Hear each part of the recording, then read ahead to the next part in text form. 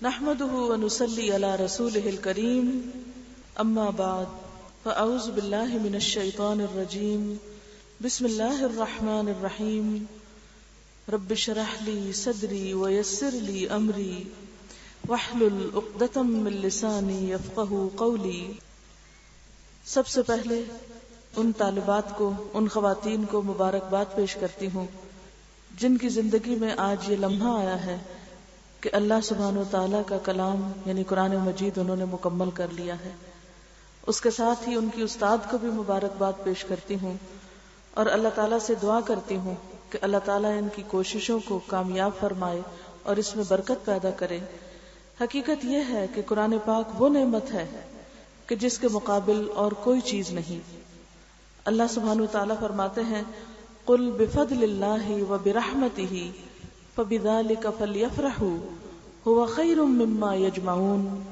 کہہ دیجئے کہ اللہ تعالیٰ کے فضل اور اس کی رحمت کے ساتھ انہیں چاہیے کہ خوش ہو جائیں، یعنی اس نعمت کے ملنے پر خوش ہو جائیں۔ اللہ سبحانہ وتعالیٰ فرماتے ہیں إِنَّ هَذَا الْقُرْآنَ يَهْدِي لِلَّتِي هِيَ أَقْوَمُ۔ سورۃ بنی اسرائیل کی آیت نمبر 9 ہے کہ حقیقت یہ ہے کہ یہ قرآن وہ راہ دکھاتا ہے جو بالکل سیدھی ہے، جو بالکل درست ہے، کیونکہ اللہ تعالیٰ نے ہمیں صراط مستقیم کی ایک طرف دعا مانگنے کو کہا۔ سورۃ الفاتحہ میں ہم دن میں کئی بار اللہ تعالیٰ سے دعا کرتے ہیں کہ اہدنا الصراط المستقیم، یا اللہ تو ہمیں سیدھا راستہ دکھا۔ تو اللہ سبحانہ و تعالیٰ اس قرآن کی شکل میں ہمیں سیدھا راستہ عطا فرماتے ہیں، اور کیا فرماتے ہیں ان ھذا القرآن یہدی للتی ہی اقوم۔ سیدھا راستہ چاہیے تو اس قرآن کو مضبوط پکڑ لو۔ اسی لیے اس سے پیچھے والی آیت آپ دیکھیں کہ واعتصموا بحبل اللہ جمیعا ولا تفرقوا، اور سب مل کر اللہ کی رسی کو مضبوط پکڑ لو اور تفرقے میں نہ پڑو۔ گویا سیدھے راستے کے لیے کیا ضروری ہے؟ اس قرآن کو مضبوطی سے پکڑ لیا جائے، اور مضبوطی سے پکڑنے کا مطلب صرف اتنا ہی نہیں کہ اس کو نیچے نہ گرنے دیا جائے، اس کا مطلب یہ بھی ہے کہ اس کو صرف بند کر کے نہ رکھ چھوڑا جائے بلکہ اس کو پڑھا جائے، اور صرف پڑھا ہی نہ جائے بلکہ اس کو سمجھا جائے، صرف سمجھ کے ہی نہ رکھ چھوڑا جائے، اس پر عمل کیا جائے، اور صرف خود ہی نہ عمل کر کے اپنے لیے جنت نہ کمائی جائے، اس کو آگے پہنچایا جائے، آگے پھیلایا جائے، دوسروں تک پہنچایا جائے۔ جیسا کہ اس آیت میں آپ دیکھ رہے ہیں فَذَكِّرْ بِالْقُرْآنِ مَن يَخَافُ وَعِيدِ، پس تم اس قرآن کے ذریعے ہر اس شخص کو نصیحت کرو جو میری تنبیہ سے ڈرتا ہو، یعنی جس کے دل میں بھی خدا کا خوف ہے، جس کے اندر بھی آخرت کا خوف ہے، جس کو بھی یہ احساس ہے کہ اس نے پلٹ کر واپس جانا ہے، تو اس کے لیے کیا ہے کہ اس کو اس قرآن کے ذریعے نصیحت کرو۔ آپ دیکھیں نصیحت کا مطلب کیا ہوتا ہے؟ خیر خواہی۔ تذکیر کا کیا مطلب ہوتا ہے؟ یاد دہانی۔ ہر انسان جو دوسرے کی خیر خواہی چاہتا ہے، دوسرے کی بھلائی چاہتا ہے، وہ اس کو ضرور اچھی نصیحت کرتا ہے۔ ایک مسلمان کا دوسرے مسلمان پر کیا حق ہے کہ اس کی خیر خواہی کی جائے؟ جیسا کہ ایک حدیث میں آتا ہے الدین النصیحہ، دین نصیحت کا نام ہے۔ نصیحت کیا؟ خیر خواہی کا نام ہے۔ آپ سے جب پوچھا گیا کہ کس کی خیر خواہی، تو آپ نے اللہ کی خیر خواہی، اس کی کتاب، اس کے رسول، اور پھر عامت المسلمین اور ان کے ائمہ کی خیر خواہی۔ تو عامت المسلمین جو ہیں ان کی خیر خواہی کس چیز میں ہے کہ انہیں یاد دہانی کرائی جائے۔ الحمدللہ ہم سب مسلمان ہیں، مسلمان گھرانوں میں پیدا ہوئے ہیں، ہم سب کے دل میں خدا رسول کی محبت ہے، لیکن ہم بھول جاتے ہیں کہ اللہ تعالی ہم سے کیا چاہتے ہیں، اللہ کے رسول صلی اللہ علیہ وسلم نے ہمارے لیے کیا طریقے پسند کیے ہیں، آخرت میں ہمارا حساب کس چیز کا ہوگا، ہماری دنیا اور آخرت کی کامیابی کا انحصار کس چیز پر ہے۔ اس کے لیے ہمیں بار بار قرآن کی طرف رجوع کرنا پڑتا ہے، اور اسی کے لیے لفظ تذکیر استعمال ہوتا ہے، فذکر یعنی یاد دہانی کراؤ۔ ہم بھول جاتے ہیں، یعنی قرآن پاک صرف ایک دفعہ پڑھ لینے کی چیز نہیں۔ عام طور پر کیا ہوتا ہے جب بچے ناظرہ پڑھتے ہیں کہتے ہیں ختم کر لیا، ختم کر کے بند کیا اور رکھ دیا، اور پھر جو دنیا کی پڑھائیوں میں لگے بھول گئے۔ نہیں، اس طرح پڑھنا بھی، اور دوسری طرف خاص طور پر بار بار اس کتاب کے مطابق اپنے عمل کا جائزہ لینا جو ہے وہ بے حد ضروری ہے۔ اس لیے آج کی اس مجلس کے حوالے سے میں نے چند آیات جو سلیکٹ کی ہیں وہ سورۃ فاطر کی آیات ہیں. ان الذین یتلون کتاب اللہ واقاموا الصلاة وانفقوا مما رزقناہم سرا وعلانیۃ یرجون تجارۃ لن تبور. بے شک وہ لوگ جو اللہ کی کتاب کی تلاوت کرتے ہیں، بے شک وہ لوگ جو اللہ کی کتاب پڑھتے ہیں، واقاموا الصلاة اور نماز قائم کرتے ہیں. یعنی ایک طرف قرآن ان کے ہاتھ میں ہے، دوسری طرف نمازوں کا اہتمام ہے. وَأَنفَقُوا مِمَّا رَزَقْنَاهُمْ سِرًّا وَعَلَانِيَةً اور اس میں سے جو ہم نے انہیں رزق عطا کیا ہے پوشیدہ اور کھلے خرچ کرتے ہیں، یعنی اللہ کی راہ میں اپنا مال لگاتے ہیں. یرجون تجارتاً لن تبور وہ ایسی تجارت کی توقع رکھتے ہیں جس میں ہرگز خسارہ نہیں، جس میں بالکل نقصان نہیں. ہم سب کیا چاہتے ہیں کہ ہم نقصان سے بچ جائیں، ہمیں خسارہ نہ ہو، ہمارا وقت ضائع نہ ہو، ہماری نمازیں ضائع نہ ہو، ہماری نیکیاں ضائع نہ ہو. اسی طرح ہم جہاں مال لگائیں وہاں سے ہمیں فائدہ حاصل ہو. تو اس کے لیے اللہ سبحانہ وتعالیٰ نے طریقہ بتا دیا کہ تم اگر ایک ایسی تجارت چاہتے ہو کہ جس میں کوئی نقصان نہ ہو تو اس کے لیے یہ 3 کام اپنی زندگی کا ایک لازمی حصہ بنا لو. کون سے؟ یتلون کتاب اللہ، اللہ کی کتاب کی تلاوت دن میں بھی اور رات کی گھڑیوں میں بھی، نماز کے اندر بھی اور نماز کے علاوہ بھی، کھلے بھی اور چھپے بھی، ہر حال میں، یعنی تمہارے ساتھ یہ قرآن ہو. دوسری طرف وَأَقَامُوا الصَّلَاةَ صرف ہم قرآن ہی کے پڑھنے پڑھانے والے نہ ہوں، ہماری نمازیں بھی درست ہوں. اقاموا الصلاۃ میں نماز کی درستگی مراد ہے. نماز کی پابندی کے علاوہ نماز کی درستگی بھی، درستگی میں صرف اس کے الفاظ کی درستگی نہیں، اس کے طریقہ کار کی درستگی بھی اس میں شامل ہو جاتی ہے، اس میں وقت کی پابندی بھی آتی ہے. وَأَقَامُوا الصَّلَاةَ وَأَنفَقُوا مِمَّا رَزَقْنَاهُمْ اور جو ہم نے ان کو رزق دیا ہے اس میں سے وہ خرچ بھی کریں. یعنی ایک طرف پڑھنے پڑھانے کا کام، دوسری طرف عبادت اور تیسری طرف خدمت خلق. انفقوا مما رزقناہم جو رزق ہم نے ان کو دیا اس میں سے خرچ کریں. اور خرچ کیسا؟ سرا و علانیتاً چھپا کے بھی اور علانیہ طور پر بھی، ظاہراً بھی. اب آپ دیکھیں کیا ہم یہ 3 شرائط پوری کرتے ہیں؟ کیا ہم تلاوت کتاب کا حق ادا کرتے ہیں؟ کیا ہم تلاوت کی کیئر کرتے ہیں؟ کیونکہ تلاوت صرف اتنا ہی نہیں کہ غلط سلط آپ پڑھ لیں، نہیں. الذین آتیناہم الکتاب یتلونہ حق تلاوتہ اولئک یؤمنون بہ وہ لوگ کہ جن کو ہم نے کتاب دی وہ اس کو اس طرح پڑھتے ہیں جیسے پڑھنے کا حق ہے. یہی لوگ دراصل اس پر ایمان لاتے ہیں، یعنی کتاب کا حق ادا کرنے والے ہی اس پر ایمان لانے والے ہیں. یعنی اس کو صحیح پڑھنے والے ہی اس کا حق ادا کرنے والے ہیں اور حق ادا کرنے والے ہی اس پر ایمان لانے والے ہیں. اب کتاب کا حق کیا ہے؟ نبی صلی اللہ علیہ وسلم جب اس کو پڑھتے تھے تو کیسے پڑھتے تھے؟ اس کے حق 2 طرح سے آپ جانیں. یعنی تلاوت کا حق جو ہے، یعنی اس کے ریڈنگ کا جو حق ہے، نمبر 1 یہ ہے زبر، زیر، پیش، شد، مد، جزم، یہ جتنی بھی حرکات ہیں ان سب کا صحیح حق دیا جائے. یعنی زبر کو آپ مد بنا دیں اور مد کو آپ زبر کر دیں، کھڑی زیر کو کھڑی زبر پڑھ دیں اور الٹی پیش کو آپ زیر سے بدل دیں. یہ تبدیلی نہیں کر سکتے ہم اپنی مرضی سے، کیونکہ ان حرکات میں تبدیلی سے معنی بدل جاتا ہے. مثلا آمنو اور آمنو میں فرق صرف زبر اور زیر کا ہے، لیکن بہت بڑا فرق ہو جاتا ہے.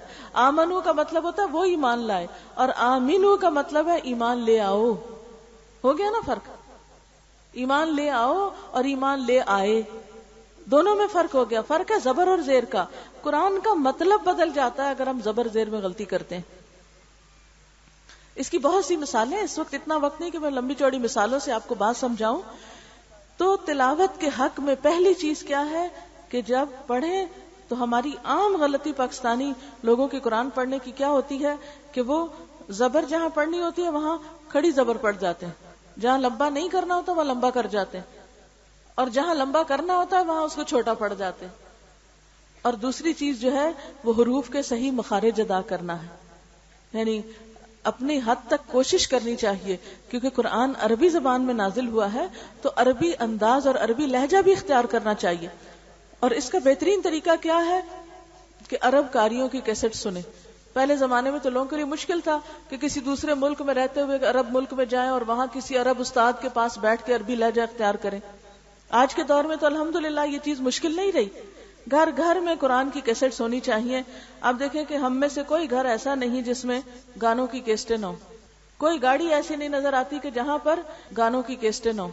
اب بچہ جو ہے وہ گانوں کا شدائی ہے. ہمارے بچے کو یہ تو پتا چل گیا کہ روح کی غذا موسیقی ہے، لیکن یہ پتا کیوں نہیں کہ روح کی غذا قرآن کی تلاوت میں ہے. تلاوت قرآن روح کی غذا ہے. جو اللہ نے اصل غذا رکھی ہے وہ چھوڑ کے ہم اور چیزوں کے پیچھے لگے ہوئے ہیں. تو ہمیں اپنے بچوں کو، اپنے گھر والوں کو متبادل دینا ہے، آلٹرنیٹ دینا ہے.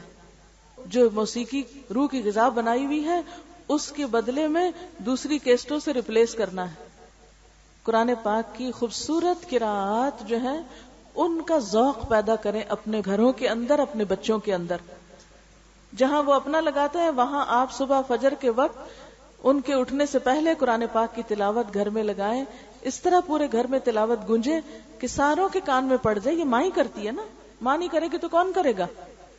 یہ ماں کی ذمہ داری ہے کہ خوبصورت تلاوت سے گھر کو روشن کریں. اگر خود نہیں بھی پڑھنا آتا تو سنیں.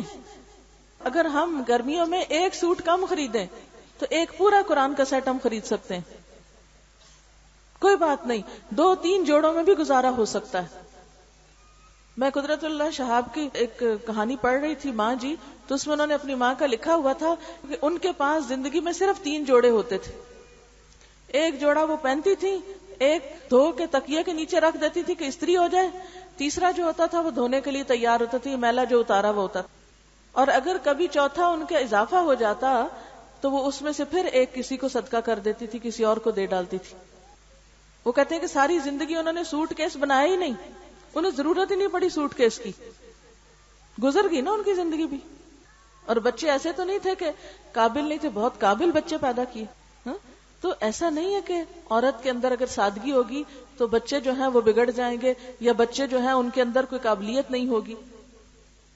تو بات یہ ہے کہ اگر ہم اپنا ایک سوٹ کم کر دیں اور اس کے بدلے میں قرآن پاک کی تلاوت کا، مثلا قاری سعد الغامدی، قاری مشاری راشد، قاری حذیفی، قاری العجمی، اتنی خوبصورت قراتیں ہیں ان کی کہ اگر ایک سیٹ ہو، شروع سے چلانا شروع کریں، آخر تک ختم کر لیں. جب وہ پورا ہو جائے سال 6 مہینے میں، پھر ایک اور لے آئیں، پھر ایک اور لے آئیں. قرآن پاک کے تو جتنے نسخے ہوں گھر میں اتنے ہی کم ہیں، اس میں جتنی بھی ورائٹی ہو کم ہے.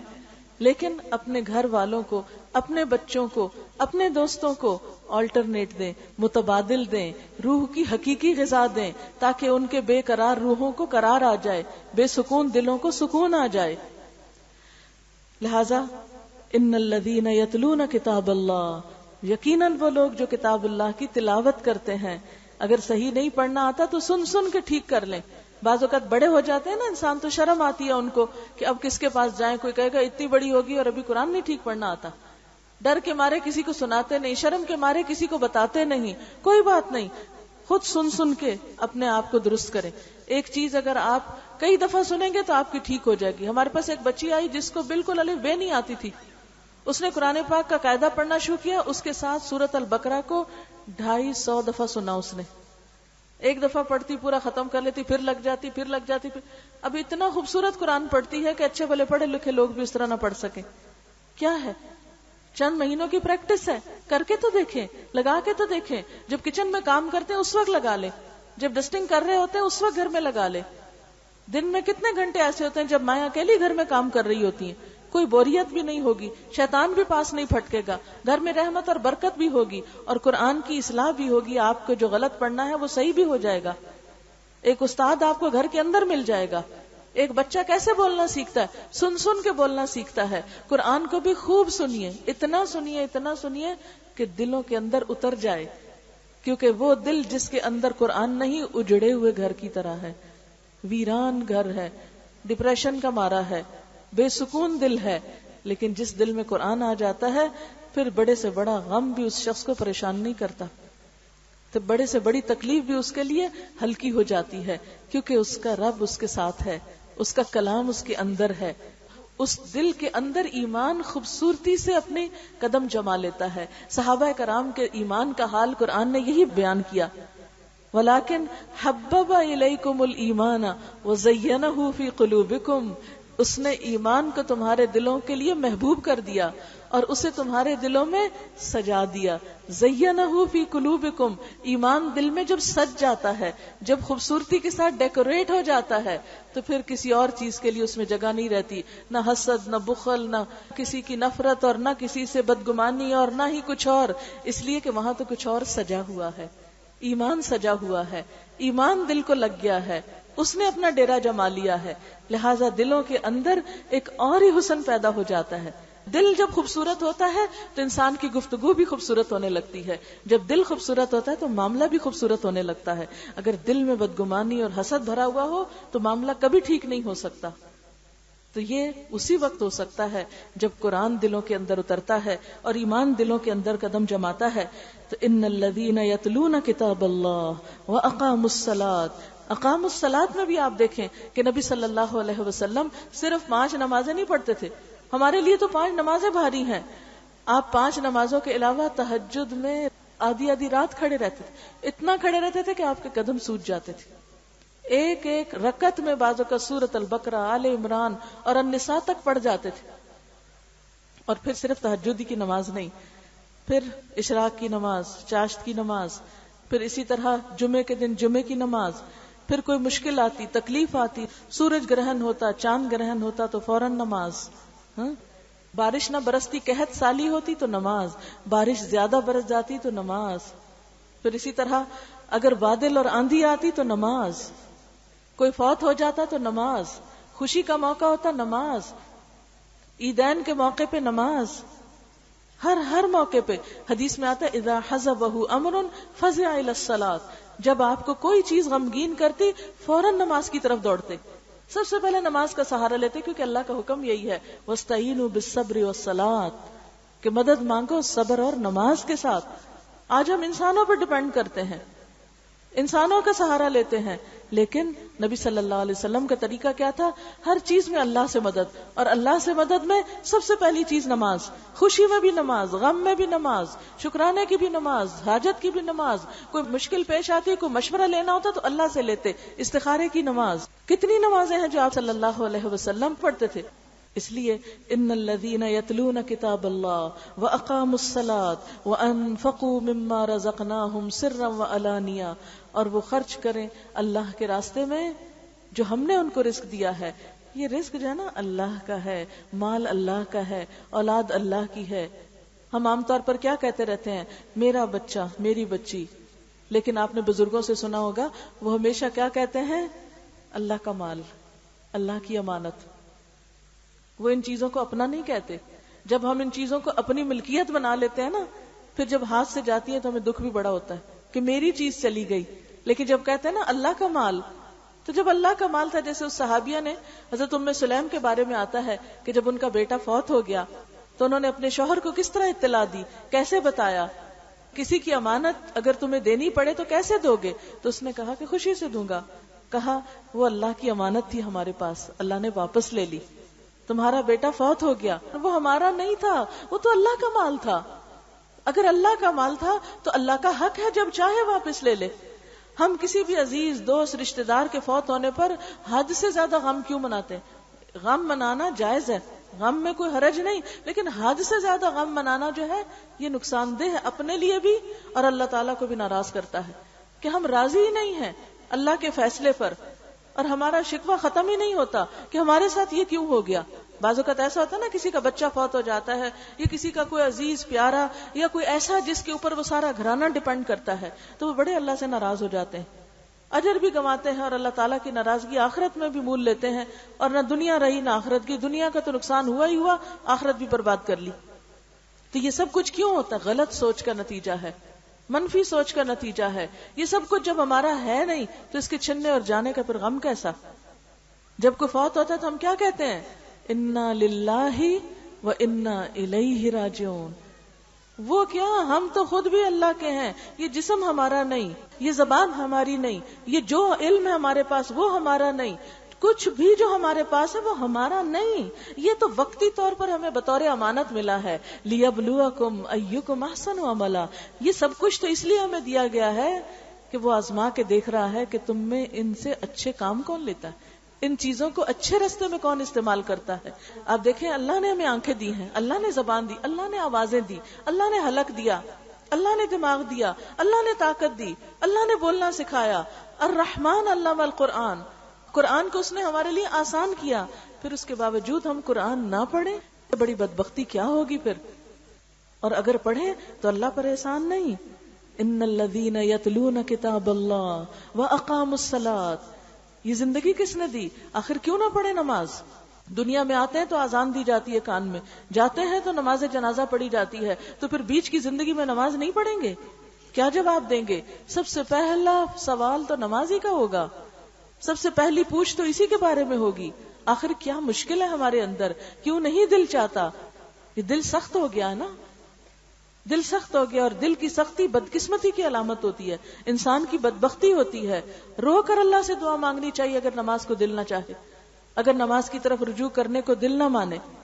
نبی صلی اللہ علیہ وسلم نے تو اس کو آنکھوں کی ٹھنڈک قرار دیا تھا، پر لطف چیز قرار دیا تھا. اور اگر آپ واقعی جانیں تو اس میں انجوائے کرنے کی بہت سی چیزیں ہیں نماز کے اندر. دنیا کے کام کاج سے انسان تھک جاتا ہے، وضو کر کے تازہ دم ہو جاتا ہے، صاف ستھرا ہو جاتا ہے، پھر اللہ کے سامنے جھک کر ساری تھکاوٹ دور ہو جاتی ہے. پھر دل پہ جو بوجھ ہوتے ہیں وہ اترنے لگتے ہیں، جو حاجتیں ہوتی ہیں وہ اللہ سے مانگ کر انسان کو اطمینان حاصل ہونے لگتا ہے. اسی لیے آپ صلی اللہ علیہ وسلم نے کیا فرمایا تھا؟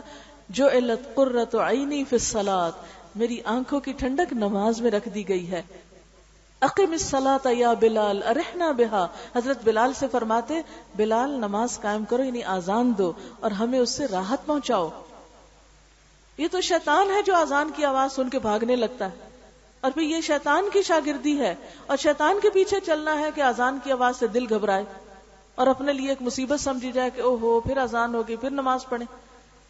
یہ تو بدقسمتی کی علامت ہے. اب فکر کرنی چاہیے، اگر ہمارے دلوں کی کیفیت یہ ہے کہ دل نماز سے بھاگتے ہیں تو الارم ہے ہمارے لیے کہ ہم نقصان میں جا رہے ہیں. نقصان سے بچتے تو یہ لوگ ہیں. ان الذین یتلون کتاب اللہ واقاموا الصلاۃ وانفقوا مما رزقناہم سرا وعلانیۃ یرجون تجارۃ لن تبور.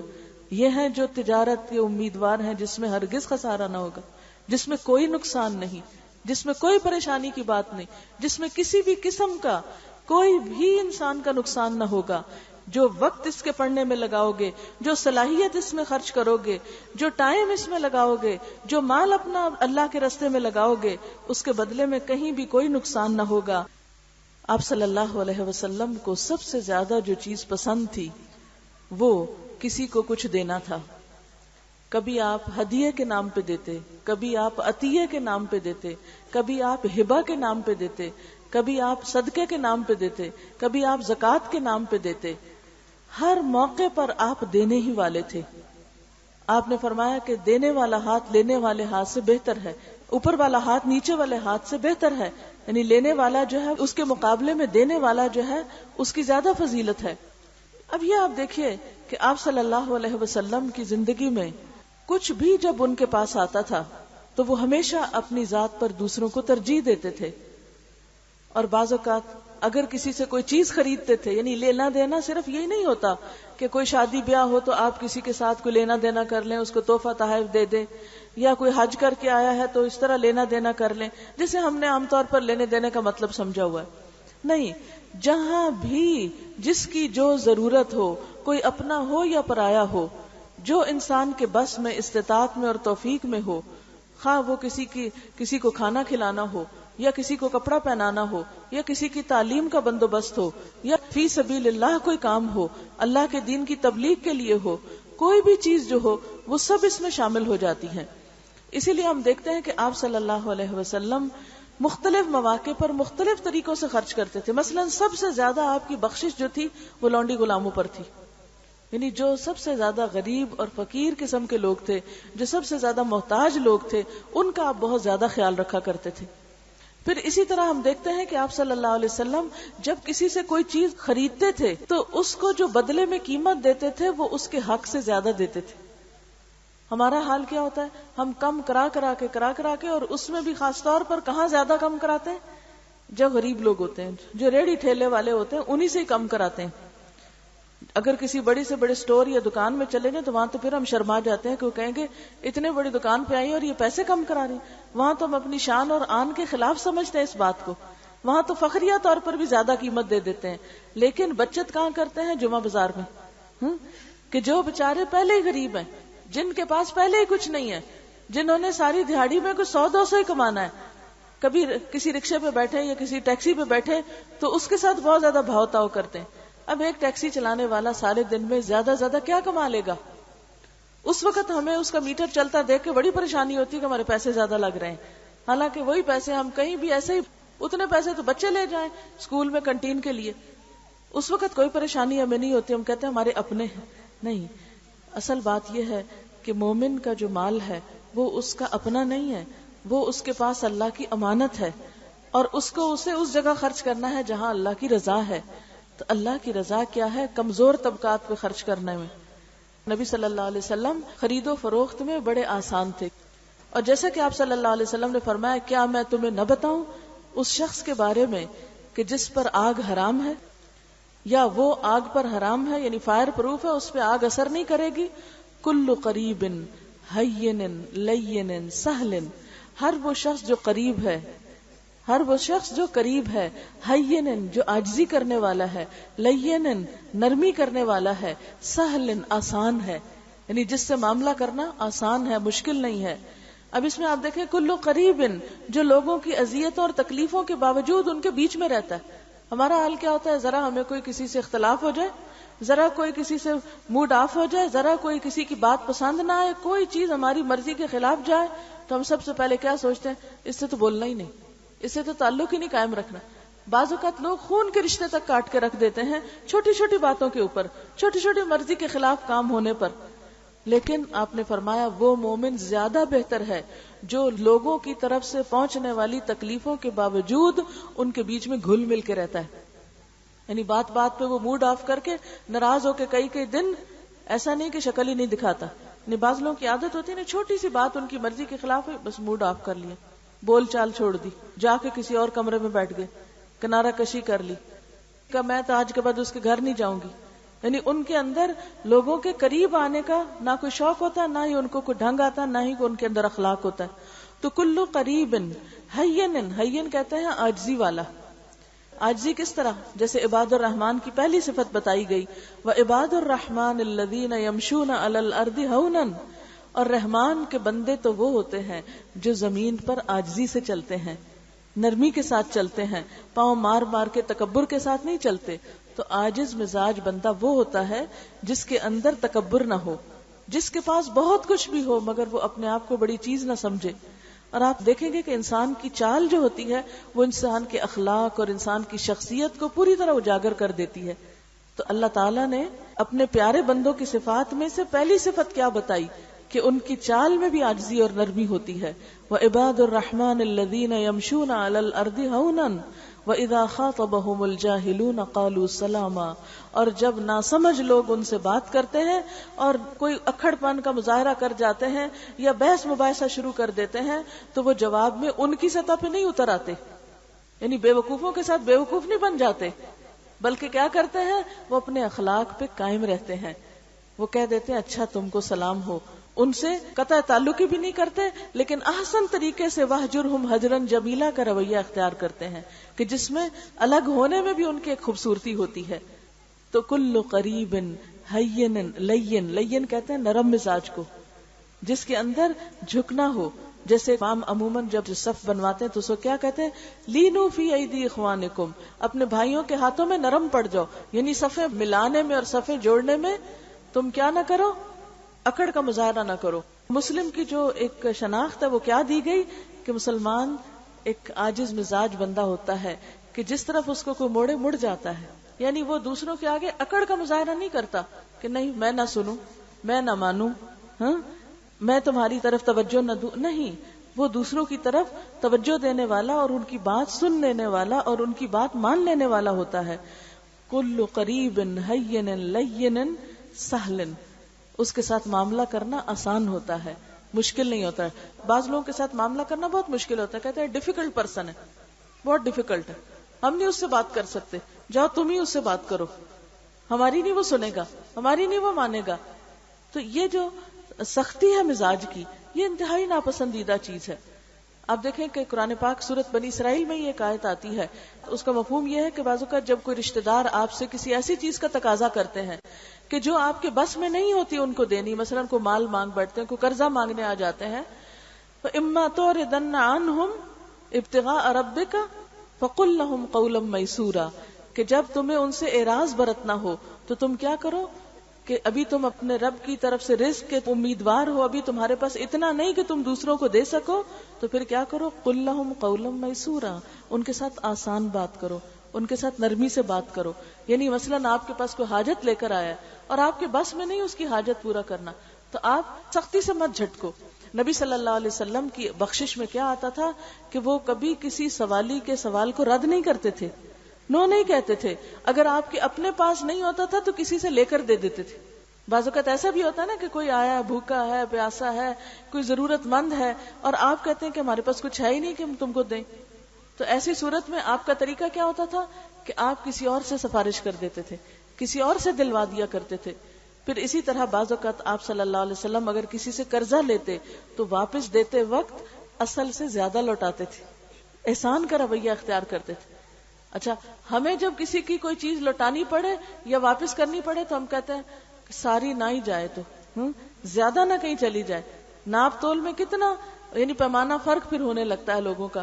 آپ کسی دکان سے کچھ خریدنے کے لیے جائیں تو ناپ تول میں لوگ کیسی کیسی خرابی کرتے ہیں. قرآن پاک میں اللہ تعالیٰ نے کیا فرمایا، وَيْلٌ لِّلْمُطَفِّفِينَ الَّذِينَ إِذَا اكْتَالُوا عَلَى النَّاسِ يَسْتَوْفُونَ وَإِذَا كَالُوهُمْ أَو وَّزَنُوهُمْ يُخْسِرُونَ أَلَا يَظُنُّ أُولَٰئِكَ أَنَّهُمْ مَبْعُوثُونَ لِيَوْمٍ عَظِيمٍ يَوْمَ يَقُومُ النَّاسُ لِرَبِّ الْعَالَمِينَ. کہ تباہی اور بربادی ہے ڈنڈی مارنے والوں کے لیے. جب وہ لوگوں سے لیتے ہیں تو پورا پورا لیتے ہیں، اپنا حق پورا لیتے ہیں، اور جب ان کو ناپ کے دیتے ہیں یا تول کے دیتے ہیں تو کمی کر کے دیتے ہیں. اللہ تعالیٰ پوچھتے ہیں ایسے لوگوں سے، کیا یہ نہیں سمجھتے کہ یہ ایک دن اٹھائے جائیں گے، اس بڑے دن جب سارے لوگ رب العالمین کے سامنے جا کھڑے ہوں گے، جب انسان کو اپنے کیے کا پھر حساب کتاب دینا ہوگا، اس کے سارے اعمال اللہ رب العزت کے سامنے آ جائیں گے.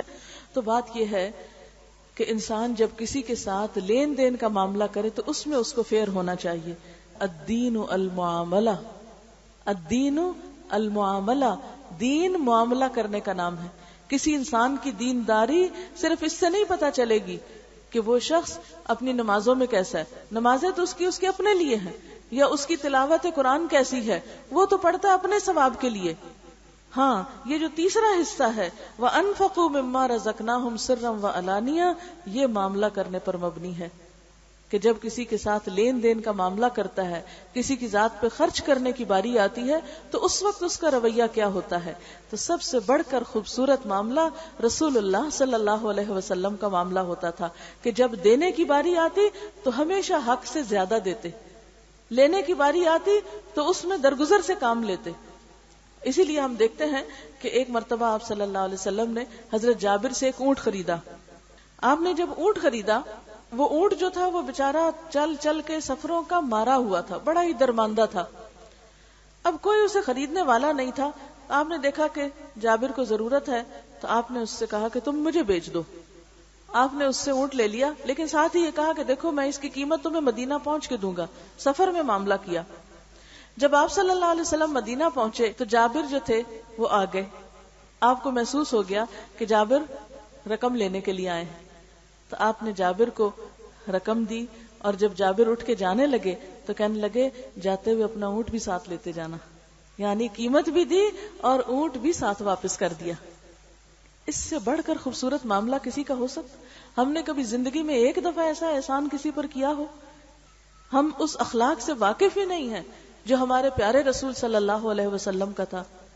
یہی وجہ ہے کہ آج خاندانوں کے اندر، گھرانوں کے اندر، رشتہ داریوں کے اندر، ہمسایوں کے اندر، محلے والوں کے اندر، شہر اور ملک اور ملت اور انسانیت کے اندر وہ محبت اور وہ خیرخواہی کے جذبات ہیں ہی نہیں، اس لیے کہ آپس میں وہ اس طرح کا معاملہ ہی نہیں. ہر ایک کو فکر ہے تو صرف لینے کی، دینے کی نہیں ہے. لیکن یہاں پر اللہ تعالیٰ عقل مند لوگوں کی صفات کیا بتاتے ہیں؟ وَأَنفِقُوا مِمَّا رَزَقْنَاهُمْ سِرًّا وَعَلَانِيَةً يَرْجُونَ تِجَارَةً لَن تَبُورَ. یہ لوگ جن کی یہ صفات ہیں وہ ایسی تجارت کی توقع رکھتے ہیں، ایسی تجارت کے امیدوار ہیں جس میں ہرگز خسارہ نہ ہوگا، جس میں نقصان ہے ہی نہیں. لِيُوَفِّيَهُمْ أُجُورَهُمْ، تاکہ ان کو ان کے اجر پورے کے پورے دے دے.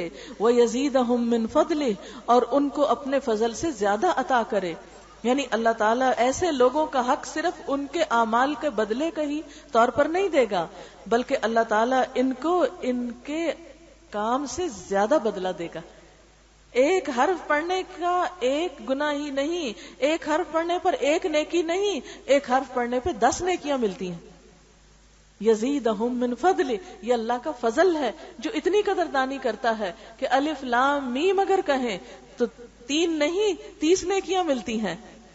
ایک حرف کیا چیز ہے؟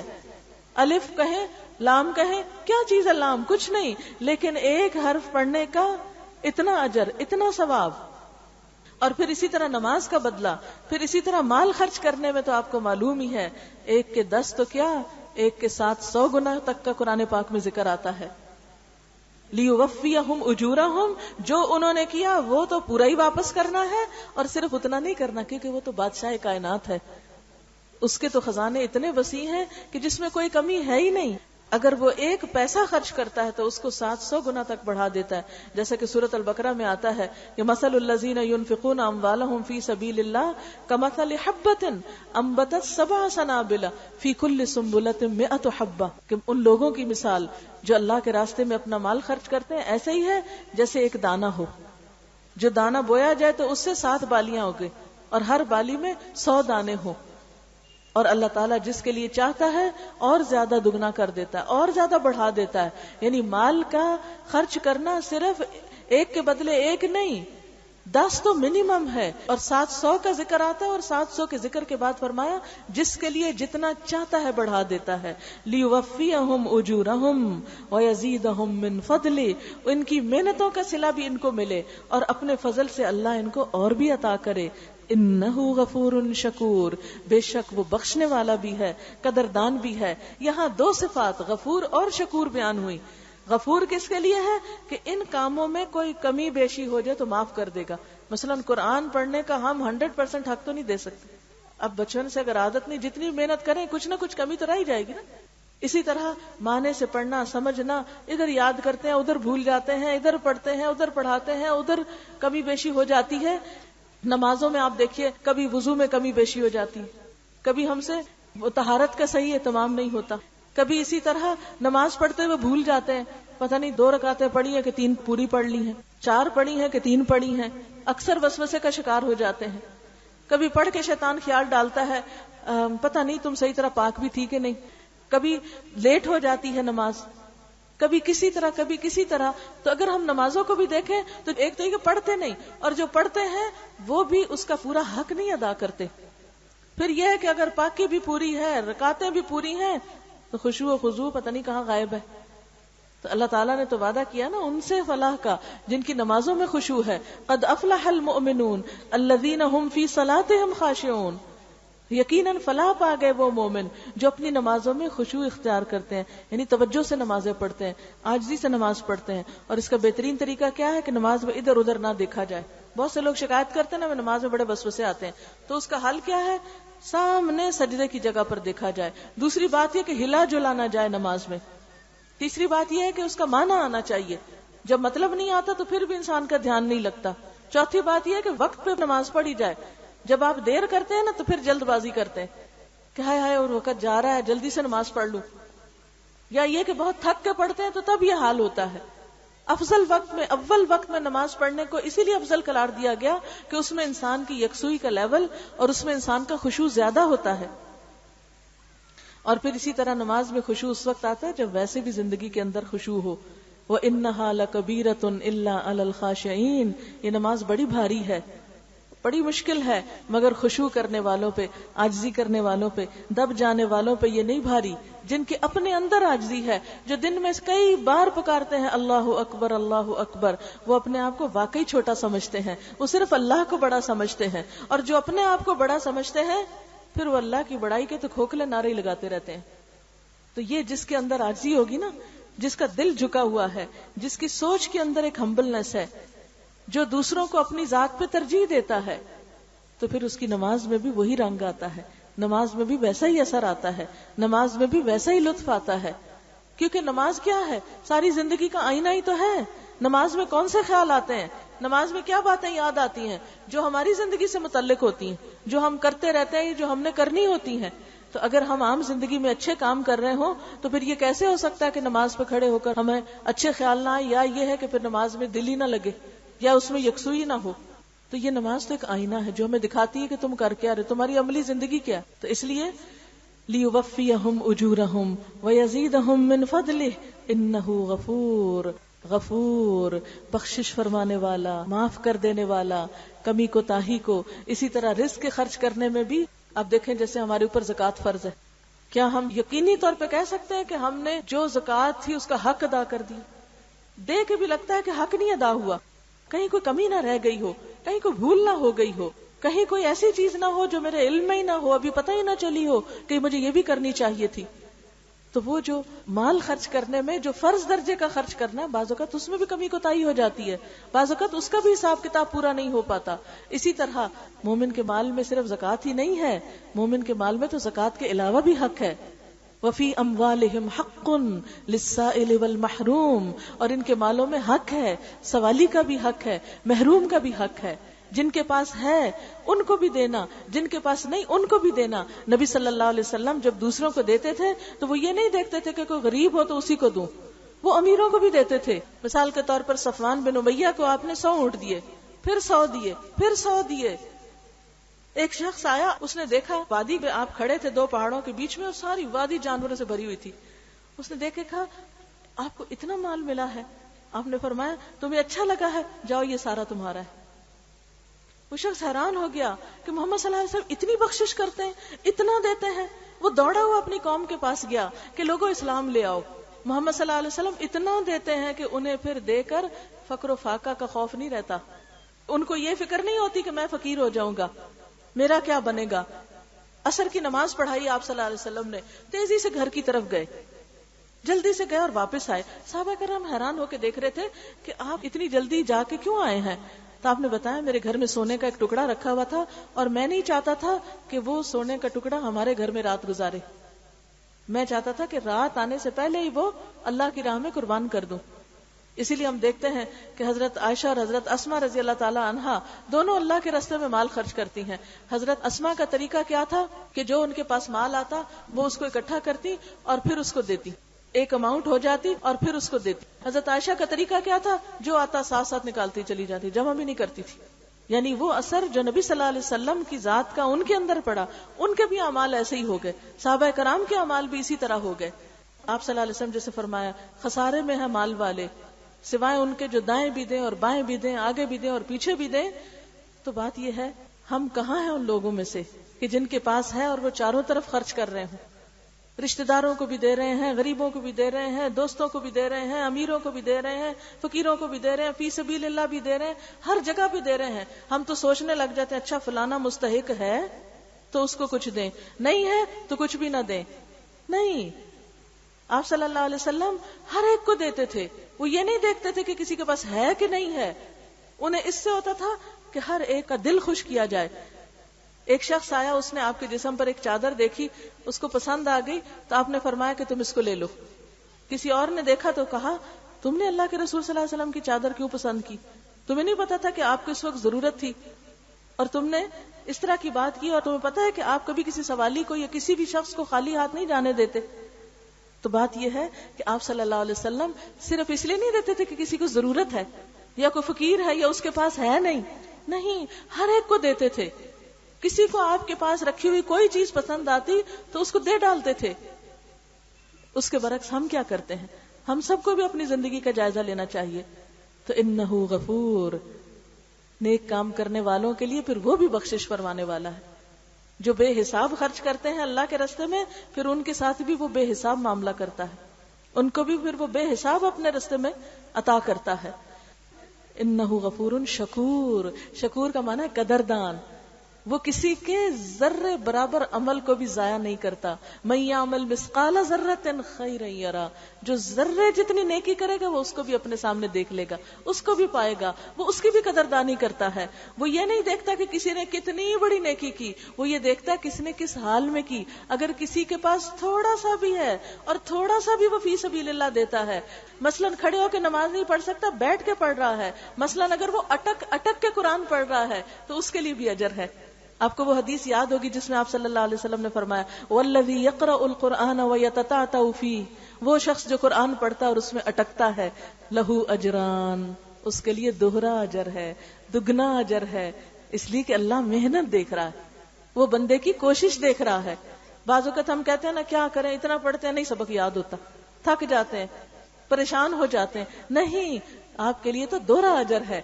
باقی تو جلدی یاد کر کے چند دفعہ پڑھ رہے ہیں، آپ زیادہ دفعہ پڑھ کے زیادہ محنت کر رہے ہیں، آپ کا اجر بھی اتنا ہی زیادہ ہو رہا ہے.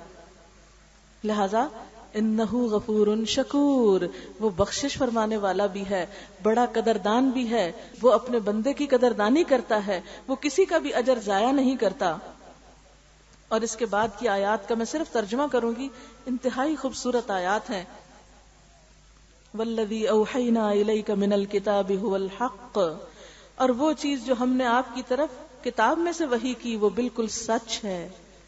یہ قرآن سچ ہے، حق ہے. مصدقا لما بین یدیہ، اپنے سے پہلے آئی ہوئی کتابوں کی تصدیق کرتا ہے. ان اللہ بعبادہ لخبیر بصیر، بے شک اللہ اپنے بندوں کے بارے میں باخبر ہے، دیکھنے والا ہے. ثم اورثنا الكتاب الذین اصطفینا من عبادنا، پھر وارث بنایا اس کتاب کا ہم نے اپنے بندوں میں سے ان کو جنہیں ہم نے چن لیا، اپنے چنے ہوئے بندوں کو اس کتاب کا وارث بنایا. فمنہم ظالم لنفسہ، ان میں سے بعض اپنی جان پہ ظلم کرنے والے ہیں. ومنہم مقتصد، اور ان میں سے بعض درمیانی چال چلنے والے ہیں. ومنہم سابق بالخیرات باذن اللہ، اور ان میں سے کچھ لوگ نیکیوں میں دوڑ لگانے والے ہیں اللہ کے اذن سے. اللہ نے رسول صلی اللہ علیہ وسلم اپنے حبیب پر یہ کتاب نازل فرمائی. آپ دنیا سے رخصت ہوئے تو یہ کتاب کی وراثت کس کے حصے میں آئی؟ آپ کی امت کے حصے میں. آپ کی امت میں کچھ لوگ ایسے ہیں جو اپنے آپ پہ ظلم کرنے والے ہیں، کچھ ایسے ہیں جو درمیانی چال چل رہے ہیں، اور کچھ ایسے ہیں کہ جو مصلحتوں کا شکار نہیں ہوتے. سابقم بالخیرات باذن اللہ، اللہ کے فضل، اللہ کے اذن سے نیکیوں میں دوڑ لگائے ہوئے، وہ نیکیوں کے حریص ہیں. وہ اس کتاب کی خدمت کے لیے تن من دھن دن رات لگائے ہوئے. آنا اللیل و آنا النہار کے درجے میں ان کا تعلق ہے. ذالک هو الفضل الکبیر، یہ ہے بہت بڑا فضل. جنات عدن یدخلونہا، ہمیشہ کی جنتیں جن میں وہ داخل ہوں گے. یحلون فیہا من اساور من ذہب، انہیں وہاں پر سونے کے کنگن پہنائے جائیں گے. ولؤلؤا، اور موتیوں والے، یعنی سونے کے کنگن جن پہ موتی لگے ہوئے ہوں گے. آج عورتوں کی خواہش کیا ہوتی ہے؟ حد سے حد زندگی کا مقصد کیا بنایا ہوتا ہے؟ کمیٹیاں ڈالو، پیسے جمع کرو کہ نئی سے نئی جیولری خریدو. تو یہ سب کچھ وہاں مل جائے گا. وَلِبَاسُهُمْ فِيهَا حَرِيرٌ، اور ان کا لباس اس میں ریشم کا ہوگا. اور بڑی حسرت اور خواہش کیا ہوتی ہے؟ ریشمی کپڑے، قیمتی سے قیمتی کپڑے، وہ سب اللہ نے تیار کر رکھے ہیں. تم اپنا وقت لگاؤ اس کتاب کی خدمت میں اور یہ چیزیں چھوڑ دو اس پر، اس کی چوائس پر. پھر دیکھو کتنی خوبصورت تیار کر کے دیتا ہے، کتنا بہترین عطا کرتا ہے. اس جیسا ڈیزائن تو دنیا میں ہے بھی کوئی نہیں، وہ تو بالکل انوکھا اور بالکل انمول ہے. وَقَالُوا الْحَمْدُ لِلَّهِ الَّذِي أَذْهَبَ عَنَّا الْحَزَنَ، اور اس وقت وہ کہیں گے اللہ کا شکر ہے جس نے ہم سے غم دور کر دیا. ان ربنا لغفور شکور، واقعی ہمارا رب بڑا بخشنے والا، بڑا غفور ہے، بڑا شکور ہے، بڑا قدردان ہے. الذی احلنا دار المقامہ، جس نے ہمیں اس ہمیشگی کے گھر میں لا اتارا، من فضلہ، اپنے فضل سے، لا یمسنا فیہا نصب، جس میں ہمیں کوئی تھکاوٹ نہیں، ولا یمسنا فیہا لغوب، اور نہ ہی اس میں کسی قسم کی کوئی مشقت پیش آتی ہے، نہ اس میں کوئی مشقت ہے اور نہ ہی اس میں کوئی تھکاوٹ ہے۔ والذین کفروا لہم نار جہنم، اور وہ لوگ جنہوں نے کفر کیا، اس کتاب کو مان کے نہ دیا، ان کے لیے جہنم کی آگ ہے، لا یقضی علیہم، ان کا فیصلہ نہ چکایا جائے گا، فیموتوا، کہ مر جائیں، ولا یخفف عنہم من عذابہا، اور ان کے عذاب میں سے بھی کچھ کم نہ کیا جائے گا، کذالک نجزی کل کفور، اسی طرح ہم بدلہ دیتے ہیں ہر ناشکرے کو، وَهُمْ يَسْتَرِخُونَ فِيهَا، اور وہ اس میں چیخیں ماریں گے اور کیا کہیں گے، ربنا اخرجنا، اللہ ہمیں اس سے نکال، نعمل صالحا، ہم ذرا اچھے کام کر لیں، اللہ ایک دفعہ آگ سے نکال کہ اچھے کام کر کے آئیں، غیر الذی کننا نعمل، ان کاموں کے علاوہ جو ہم کرتے رہے۔ تو اللہ تعالیٰ یہ نہیں فرمائیں گے اچھا میں تم کو ایک دفعہ بھیجتا ہوں پھر دنیا میں جاؤ اب نیکیاں کر کے آؤ، اللہ تعالیٰ فرمائیں گے اولم نعمرکم، کیا ہم نے تم کو لمبی عمر نہ دی تھی، ما یتذکر فیہ من تذکر، کہ جس کو اس میں نصیحت پکڑنی تھی وہ نصیحت پکڑ لیتا، جس کو اس میں سبق لینا تھا وہ لے لیتا، وجاءکم النذیر، اور تمہارے پاس خبردار کرنے والا بھی آیا تھا، فذوقوا، تو چکھو اب اس عذاب کو، فما للظالمین من نصیر، ظالموں کے لیے آج کوئی بھی مددگار نہیں، آج ان کو کوئی بھی پوچھنے والا نہیں، نہ ان کا حال پوچھنے والا ہے، نہ کوئی پانی دینے والا ہے، نہ کوئی کھانا لے جانے والا ہے، نہ کوئی کسی طرح ان کی مرہم پٹی کرنے والا ہے، کیونکہ آپ کو معلوم ہے کہ جلے کا زخم تو مہینوں ٹھیک نہیں ہوتا، تو جلنے میں کمی نہیں آئے گی، اس کی مرہم پٹی تو دور کی بات۔ لہٰذا آج وقت ہے، آج ہمیں زندگی ملی ہے، آج مہلت ہے، آج ہم یہ کام کر کے اس تجارت کے سوداگر ہو سکتے ہیں کہ جس میں کوئی نقصان نہیں، جس میں کوئی گھاٹا ہے ہی نہیں۔ تو اللہ تعالیٰ سے دعا ہے کہ وہ ہمیں اس کی توفیق عطا فرمائے۔ وآخر دعوانا ان الحمد للہ رب العالمین۔ سبحان اللہ والحمد للہ ولا الہ الا اللہ واللہ اکبر ولا حول ولا قوة الا باللہ العلی العظیم۔ اللہم صل علی محمد وعلی آل محمد کما صلیت علی ابراہیم وعلی آل ابراہیم انک حمید مجید۔ اللہم بارک علی محمد وعلی آل محمد کما بارکت علی ابراہیم وعلی آل ابراہیم انک حمید مجید۔ ربنا آتنا فی الدنیا حسنۃ وفی الآخرۃ حسنۃ وقنا عذاب النار۔ ربنا لا تزغ قلوبنا بعد إذ هديتنا وهب لنا من لدنك رحمة إنك أنت الوهاب۔ ربنا هب لنا من أزواجنا وذرياتنا قرة أعين واجعلنا للمتقين إماما۔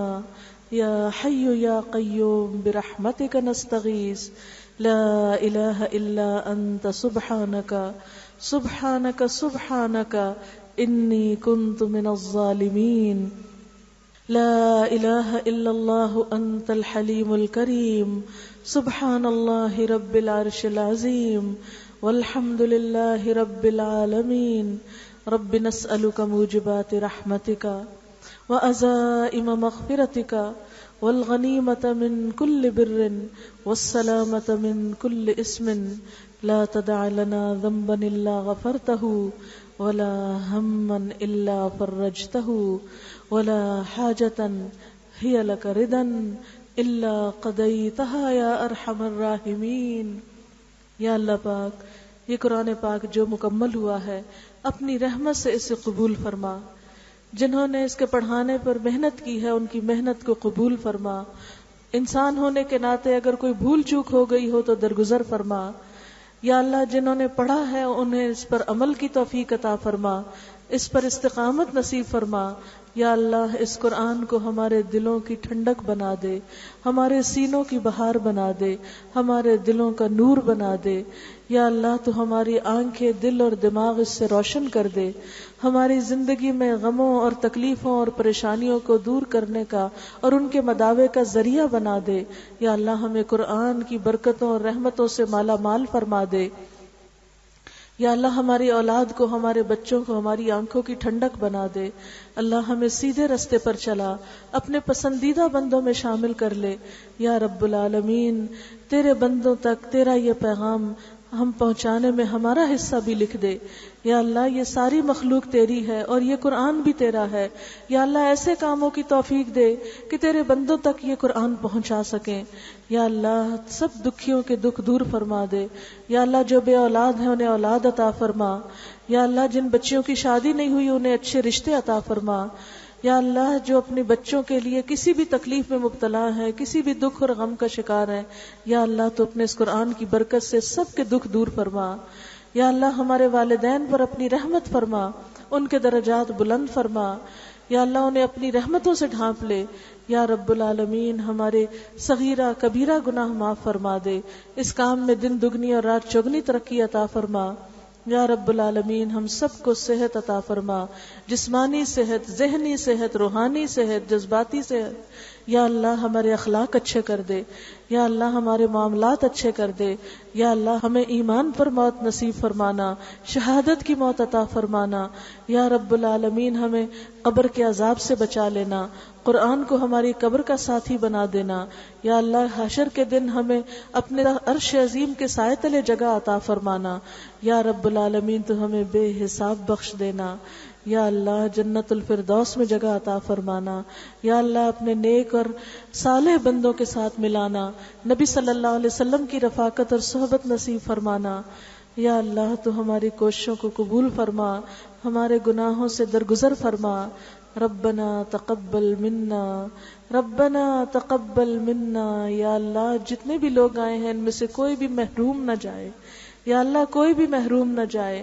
اس قرآن کا فیض اور اس کی شفا اور ہدایت اور رحمت سے سب کو حصہ ملے. ربنا تقبل منا انک انت السمیع العلیم وتب علینا انک انت التواب الرحیم. وصلی اللہ تعالی علی خیر خلقہ محمد وعلی آلہ واصحابہ واہل بیتہ اجمعین برحمتک یا ارحم الراحمین. الہی آمین. سبحانک اللہم وبحمدک نشہد ان لا الہ الا انت نستغفرک ونتوب الیک. ان الذين يتلون كتاب الله واقاموا الصلاه وانفقوا مما رزقناهم سرا وعلانيه يرجون تجاره لن تبور ليوفيهم اجورهم ويزيدهم من فضله انه غفور شكور. والذي اوحينا اليك من الكتاب هو الحق مصدقا لما بين يديه ان الله بعباده لخبير بصير. ثم أورثنا الكتاب الذين اصطفينا من عبادنا فمنهم ظالم لنفسه ومنهم مقتصد ومنهم سابق بالخيرات بإذن الله ذلك هو الفضل الكبير. جنات عدن يدخلونها يحلون فيها من أساور من ذهب ولؤلؤا ولباسهم فيها حرير. وقالوا الحمد لله الذي أذهب عنا الحزن إن ربنا لغفور شكور